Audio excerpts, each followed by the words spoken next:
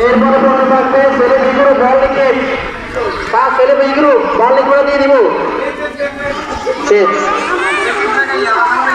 দেন দিন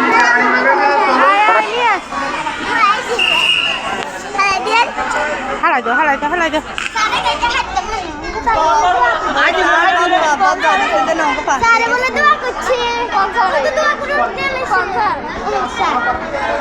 আচ্ছা তোরে বাদ দেওয়া দিছে এই কথা না হ্যাঁ কইছে বাদ দেওয়া দিছে যে পাস হয়ে গেছে